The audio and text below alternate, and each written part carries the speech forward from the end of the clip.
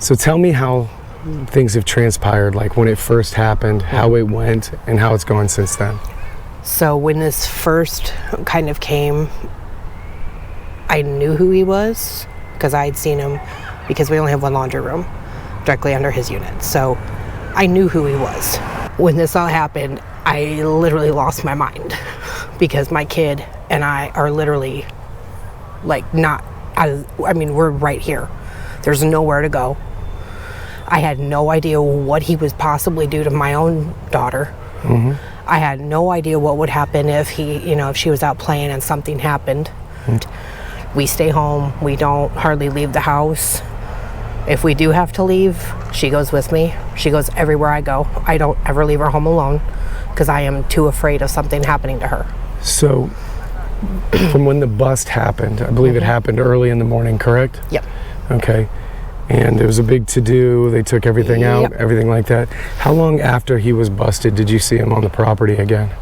A couple days. So a couple days. Mm-hmm. Yeah, I don't remember exactly. I come home from a job interview, but it was a couple days. Okay. He was released within 24 hours? Yeah. How often do you see him out and about when there's other children around? When I do come out of the house and he's here, I see him. Usually he'll come down and try to look innocent and walk over to the mailbox, or he'll walk to the laundry room. And the one time I did see him in the laundry room, we got notes posted on our door that he was not supposed to be doing laundry in there because of the whole child thing. But he slithers in behind people like a snake. Oh, so to do his laundry. So he's got instructions not to go in the laundry room, and he does it anyway? Mm-hmm. Okay. I've caught him in there multiple times. All right. And you found out today, based upon what we found out today, that he's free and clear now. Mm-hmm. And he's openly admitted that he was a part of it. He was, they said it was the worst thing that the division has seen. And he's free and clear. How does that make you feel, knowing that he is free and clear to where there's children over here and children over here? I cannot put into words how literally upset and pissed off I am. But you're going to allow somebody like that to live in government housing where there's women and children of all types, right? There's single moms, there's moms that have boyfriends that have children of all ages. It's not just me. There's all ages of children. Up there, down in here, up the block. There's a church with summer programs with small children, his own daughter's age. When does this stop? How does this stop? Why is he living here when some single mom who's homeless could use his apartment to give her and her child some kind of stable life while she's trying to get on her feet? Yeah. Why? What the hell? Yeah. And the fact that he's not convicted and he's free and clear, that means there's no restrictions on him. Right. Do you feel like you guys in the community don't have a voice? Yeah. Because if we had a voice, there's not a reason why he's still living here. So I'm going to ask you two questions. Yeah. If you were to say anything to the rest of the community that thinks this isn't real, what would you say to them? It's very real. Either you've turned your blinders into your own life and you just don't want to think it's real, or you don't want to believe that it's real, or you don't want to believe that it's happening. It's very real, and it's literally right under your nose. I understand. And last but not least, if you had a few minutes, what would you say to him? Don't ever come to my house because you won't be leaving. Sorry, I have very big feelings about anybody that harms a child and an animal. So how old are you? I'm 17. I'm about to be 18. April 25th, 2008. I just had my 17th birthday. Okay. How do you feel knowing that there's somebody here that did what he did and what he was a part of, and to know that he's free and clear and has no restrictions on him at all? Horrible. Horrible. I feel absolutely horrible. Has it changed? That makes me so uncomfortable to go anywhere, not just to the mailbox, not just to the laundry room, but anywhere I go. If I step out of my house, I feel uncomfortable. I had to beg my mom for me to go down to the laundry room last night So I felt comfortable to do my own laundry. Because of him, I don't know if he's going to hurt me. Who knows? Yeah. Which makes that really hard. So it's changed your life as far as how you live and operate out here? And I don't think that's a fair life, because he's basically forcing people to stay in when he's out, because no one wants to be around him when there's kids over there, kids up there, kids over there, and back there. He's forcing people to stay in when he's out. Mm-hmm. But when he's gone, I feel safe, because he's not here and I know he's not going to hurt me. Okay. So, have you talked to other people in the community, and what's the general tenor of how people feel about him being here? One of my friends, they live over there. They absolutely hate him. They hate him, like everybody else does in this universe, probably. Everybody hates him. No one wants to be around him for obvious reasons. All right. So, And for us, between me, you, your wonderful fiance, and my mother, we would all like him to be out of here. if you had an opportunity to speak publicly to the people in this community that think that this isn't a real thing and it can't happen to them, what would you say to them? You're wrong, because it can happen to anybody. I feel absolutely horrible for that little girl, Yeah. because she's gonna go through some hell when she grows up. And if she finds out all the stuff that he did to her, And the last question, if you had a few minutes yeah, alone with him, what would you say to him? don't ever come to me. Don't ever ask me any questions. Don't find me on any social media. Don't ever come to my door, because you won't like it. Okay. I hate you. Don't ever come back. And then walk away. Yeah, because I mean, you're starting your life. It's your last years at home. This should be a place of safety and comfort. It should be a thing called home. This was a thing called home till he decided to pop in and join, and now it's been, what the hell is this? This isn't home. This isn't my home that I was used to. You guys have turned into prisoners in your own home. Mm-hmm. And the justice system has failed you because they let a monster run free. I want to go to college in Montana. I know that's not home, but they have a great nursing program, and I want to be a nurse. I want to start my own life, you know. I want to go to college. I want to get a degree. I want to get a bachelor's degree. This is not a place to call home Anymore. Yeah. anymore. It used to be. Well, thank you. I appreciate you taking the time to do this. Yeah. We'll do all we can. So, tell me a little bit about what you know about this guy, John. Well, it's probably been a good amount of time that I've known him. I'd probably say a good 4 years. I used to work at a car dealership located there in Marysville. And I was working at the Linwood location where I came upon him. He happened to, I guess, get to like me and see as that I was a good coworker, a good follower. I kind of didn't really mind or care for it just because of the fact that he was in the bubble, kind of in your face, right next to you, trying to just talk normal. It kind of would make me uncomfortable. So he would get like really close to you when he would try to talk to you? Yeah, I mean, he would get pretty darn close. I mean, almost like you would be there to kiss your woman. Wow. Yeah, it would kind of have to be arms up at some of the moments. I lived here now 12 years, Oh, wow. 13 years. So there's been a lot of troubles in the neighborhood. Always that one to kind of be there for the community and let them know, like, hey, you know, this isn't allowed, or just straight up, you know, talk Yeah, with the it's police, your home. bring your police in, and Yeah. let them handle whatever they needed to handle, and they loved it.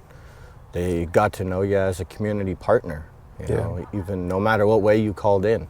Yeah, You can make it. takes a community type of philosophy. So there'd be moments where I would go, because we're not allowed to smoke on property, go up and stand on the sidewalk, and he could see us in his general direction, and he would dart outside, come up there into the backyard up behind our building. We're always playing soccer back there, or t-ball, or throwing the football. That's me and my two boys. We're always outside, a 12-year-old and an 8-year-old. So he would come out and they would hang out and like, hey, my daughter wants to hang out and play. Like, yeah, of course, you know, come on over, or Yeah. come on down here, let's go ahead and hang out. And so I'd kind of toss the football to her and they would do their thing and we'd have a ton of fun. I mean, a lot of the time of him coming outside was pretty cool for him being out there, but it was almost all the time. He'd show her up and she'd kind of have the dirty clothes or a heavy wet diaper, and then he would then bring up, you know, certain situations about his girlfriend Rue or Larissa, and I'd ask, you know, where is she at? Oh, she's hanging out at her friend's house, we're gonna pick her up later, or she's at work, we're gonna pick her up later. There's a lot more of him with his daughter than it was with him, his girlfriend, and his daughter. He was almost always in heads of having her. He was always in the care of having her. She didn't have a license. He couldn't get a job. He's SSI or disability, and his reasoning is arthritis, but he gets stressed every day. He drives his car every day. He goes to the bathroom. He feeds himself. So the arthritis in the wrists and elbows, I don't know, from detailing, he's still detailed. He Just still can't bring drove yourself to to go and to from work, work. Skip yourself from getting a job, wanting So- to work a 9 to 5, and So he was never really employed that much. yeah. So he's pretty much a stay-at-home caregiver for the child. Yeah. Interesting. But the lack of not wanting to, well, trying to, I guess, fix said relationship between him and his girlfriend. So they had kind of an on-again, off-again relationship They really after they had did. that child? Yeah. Okay. It almost seemed like it happened beforehand too. Like he was almost then using her to get a place because they were able to get in here. Because when I worked at the dealership, they were getting close to needing to move out, but they were going to lose their place. But he wasn't, or he was just going through a divorce with the previous girlfriend and he was going to lose that place. And then somehow he came upon Larissa, and then he had come upon the conversation to me about him needing to look for a place, or do I know anything for rent or local or know anyone? I said, no, I really don't. I live here. I can maybe get your application. You could fill it out, see where you get. There's a waiting list. Yeah. Well, shit, 2 years down the road, here we are. So is he So it's like- currently in like the state-funded housing to where he doesn't have to pay rent?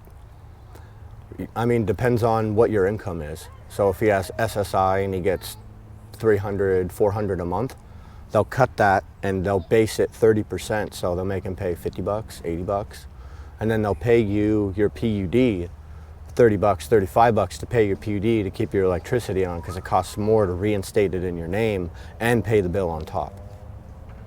So therefore, this place will pay you almost to stay living here. Yeah. And So if you have nothing, yes, absolutely. Probably It's zero, amazing. $5, $10. yeah, and they made a great point earlier. There's a single mom out there looking to get out of an abusive relationship Right. that could have that place, and it goes to this guy who's perfectly capable of working, and he doesn't have to pay anything. That's amazing. Yeah. That's incredible. He's found a way Nowhere- to spin the system into his Yeah, favor. funded by everything that you could take advantage of. Yeah, His who paid the girlfriend. rent? Who paid the rent when they lived together? His girlfriend. Interesting. Or he would ask people to borrow money, like he would for car parts, or he would use the Buy Nothing group. He got kicked off the Buy Nothing like Stevens group for so many asks. Really? And somebody pointed out after he went all over Facebook about this incident here that people had helped him. Someone gave him half a carton of Costco eggs, and he would rather go buy fucking oil, marijuana oil, to supply himself on the oil instead of get those eggs from Costco. Or What was he I doing? know you got to have food stamps. Does it seem like he's worried as he comes and goes here, or does he seem like he's just cool? I would say he's probably 85% comfortable, and he might turn his back left and right a few times here and there. when my ladies yelled out pedo, child molester, dog, rapist, I mean, every name you could pull out the book of someone who deserves to be called that, just peace sign as he drives on by with his window down, sunglasses on, like he's cool. So, I mean, yeah, that's about 85%, and the rest is I don't give a shit. But there's no way he would be able to stand to defend himself. Yeah. Can't work, he can't defend himself. No. Can't turn a wrench. I don't even know how you were able to sit there and detail cars. And I actually got a little bit of a story out of him and his supposed friend who was there to watch the dog. Some 280, 300 pound guy that has nothing to do for it. But he is a guy that's just been staying at his house again, probably for free. And he's got him there watching his dog, supposedly. That's what he's been doing. And so I got into conversation. I said, what's going on? Like, oh, well, I'm under investigation, I guess, because my daughter, she had public videos or public photos on Facebook. And I was like, or investigated for bad videos and bad photos. Yeah. That's what the cops are doing. I was like, okay, well, what went on? Like, how is it going? And so I'm trying to kind of nitpick at some of it, and it's like, you put something on Facebook. Did she do the big girl potty? Because she's about that age where she's able to do that. And well, it was, we had this Bumble thing, and our Bumble app was posted with our stuff on there, and that's what she had put stuff on. It's like, so you guys were posting things online of your child? I mean, no matter if she went potty or not, she's a female or a male. You covered up with a star emoji, star and trying to emoji minimize face. it. Yeah. Trying to minimize the situation and the dynamic of how everything was going into this conversation. And then his buddy Chris mentions that the cops asked for his phone. And they went through his phone and asked him what he did and what he's been doing. And he stated to them that he has stayed at his house, and he's been there to watch his dogs when he leaves, and he takes them outside to go to the bathroom. And when he basically comes home, they're just sitting up there smoking weed, doing who knows what. And as time even came on, I kind of thought to myself, between everything that's gone on, from how they got together to the child to now this situation, and this is somebody that I once knew. Yeah, it's got to be. You don't want to believe that, but you have to believe it, so you do your own investigating, because that's just the type of person I am. I mean, I'll dig as deep as I fucking can.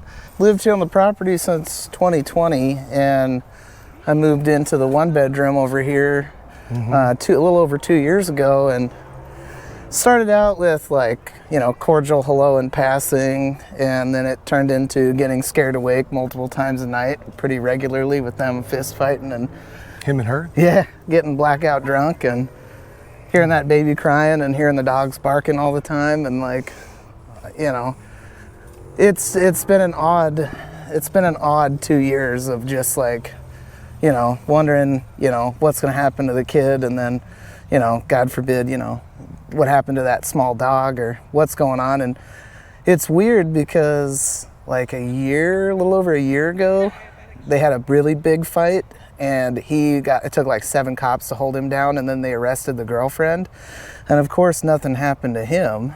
And then they had a no contact order from what I read and heard, and then she kept coming by every now and again, and they would separate, and then it was pretty quiet for a while, and then I started hearing a lot of crying and, you know, yelling. And there was one instance, and I was over hanging out with the neighbors in the other building, and he came over belligerent drunk trying to get his kiddo to play with a neighbor's kiddo, and we all knew that he was really intoxicated, and they politely declined, and that's when he got super irate.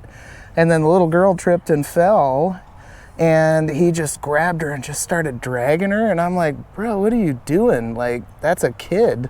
You can't expect a little kid not to get upset when they scrape their knee. Like, you gonna help her?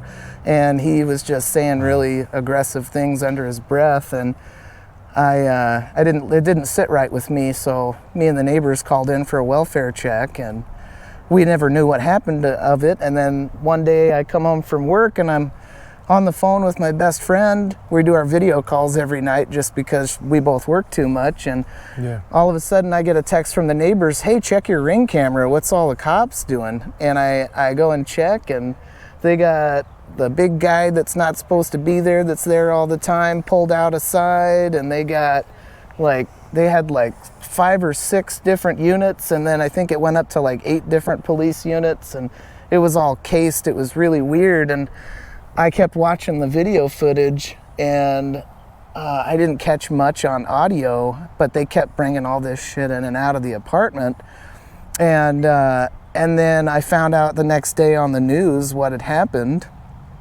and I was absolutely disgusted because part of me felt responsible because I didn't do enough. And like, I don't have any kids. I have an asshole cat. He's pretty cool. But all the noise complaints and all the slamming and the yelling and the screaming and all of that, it actually, my cat actually is really skittish from loud noises now. When I moved in here, he was the really calm, really chill cat. Now, if I sneeze or I make a loud noise, he bolts and hides. And it's kind of crazy to me. But then to see that he he got off basically scot-free. Well, he's free and clear. They don't even have charges. And basically, how are you gonna? I mean, it's a two-person thing. Like, it's not. He admitted to it. Yeah, and it's like, how are you gonna let her take the fall for what you played a big part in, right? Like, I don't know. To me personally, like, if there's one thing that's completely unforgivable, it's despicable acts with children, and animals, because they can't fight for themselves, and it's, to me, it just makes me sick to think that this monster potentially gets to have his freedom with no repercussions, and that's something it's just wrong. I'm doing everything I can to make sure everybody in this community knows who he is, what he did, make it impossible for him to go out and shop. But the fact, from what I've heard, I don't know if you've seen it, but the general tenor of what people have said here is that he doesn't care. Like, when people are cussing him out, he just looks at him, gives him the peace sign, and smiles and drives off. Yeah, and that just kind of nonchalant attitude towards that kind of despicable act just shows that, people like that don't deserve the freedom that you and me have. Yeah, it's not right. From what I heard, he doesn't work at all.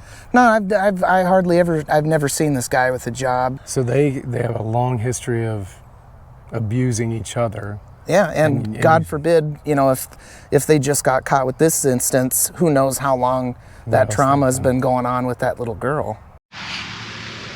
So this is what I'm asking every single one of you to see this video. I'm gonna post their picture, and I'm gonna post what they did. If you see them in a restaurant, let them know you know. If you own a restaurant, let them know you know. If you see them in the grocery store, let them know that you know. Cops can't help us. Prosecuting attorney can't help us. Why don't you take a break from your busy lives and open up your eyes and see what is right under your noses? I've talked to multiple families here tonight. Talked to a lovely family, pregnant woman with a child on her hip and her husband, saying thank you for what you're doing. But you guys that are watching this, that live all the way on the other side of this pretty lake, it doesn't affect you, does it?